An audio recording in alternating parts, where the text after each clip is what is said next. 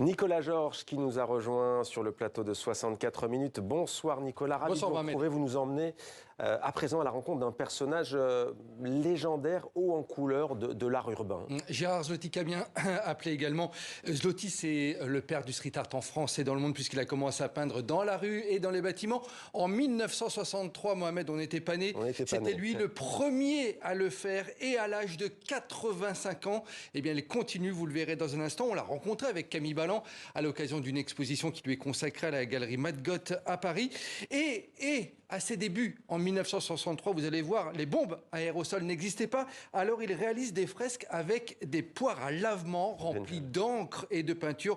Il peint donc des silhouettes depuis plus de 60 ans sur les murs du monde entier, qu'il appelle les éphémères, qui représentent en gros les humains. Et puis pour montrer qu'on est éphémère sur cette planète, Gérard Zloty-Camien, c'est vraiment un modèle, une référence pour tous les graffeurs du monde entier, le pionnier, comme me disent beaucoup d'entre eux.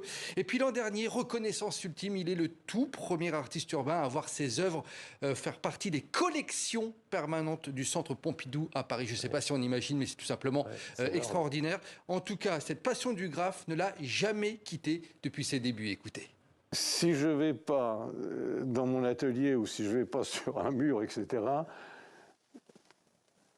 je suis perdu. Si je ne peins pas, je suis perdu. Je suis paumé. Il faut que... Voilà, c'est comme si vous ne viviez pas, c'est comme si vous vous retiriez du monde, c'est comme si, etc. Non, non.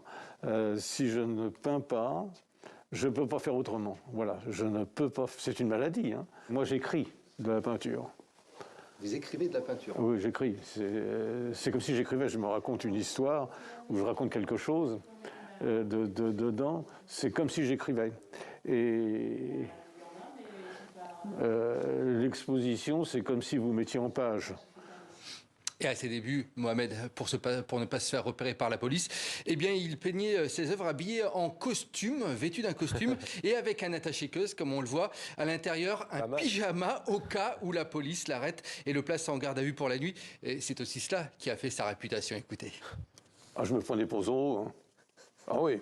Ah non,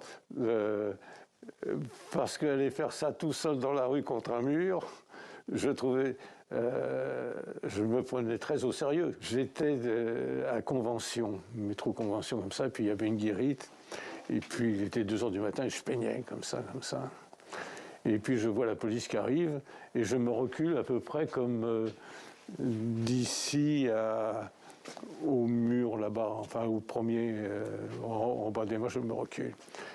Les 2 policiers sortent de la voiture,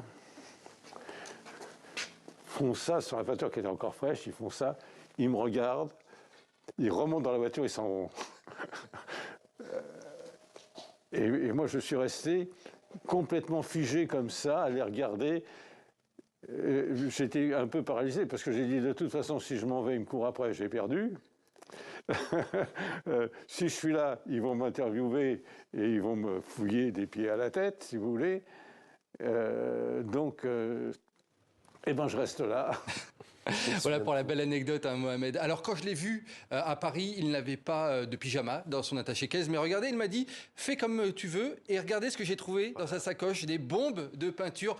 Et alors, qu'est-ce que j'ai eu envie de faire avec lui, à votre avis? J'ai voulu aller graffer, aller dans la rue pour peindre. Eh bien, on y est allé avec Zloty, l'occasion aussi de parler avec lui de son rapport au support et au mur de la ville. Regardez et écoutez. C'est une architecture, un mur. Un mur, c'est pas n'importe quoi. Je veux dire, il y a un vieillissement, il y a une humanité, il y a quelque chose dans un mur. J'adore les murs. En réalité, j'ai du respect pour les murs. Déjà, ce qui m'intéresse, c'est que c'est un mur qui a été effectivement peint, repeint, etc. Déjà, il y a une notion qu'il a une vie si on grattait un petit peu comme ça. Ensuite, il y a des perforations par endroits. Il est pourri, en même temps, il n'est pas pourri. Hein. C'est comme ça. Ça, c'est assez intéressant, un bloc comme ça. D'abord parce qu'il est carré, ce qui est un bon exercice d'ailleurs.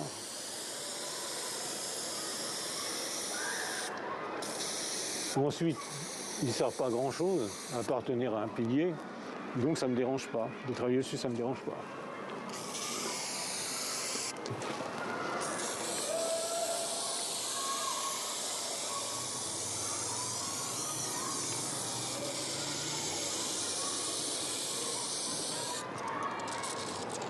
Voilà, il n'y avait plus rien dans ma bombe. Voilà, j'ai fini ma bombe. Mais j'ai pas fini le mur. Voilà, une vraie belle rencontre. Si vous voulez découvrir son univers, c'est à la galerie, c'est organisé par la galerie Margot, cette expo, dans le 13e arrondissement de Paris, et ça démarre ce samedi, Mohamed. Merci beaucoup, Nicolas, pour cette belle chronique. L'invité de Patrick Simonin à présent.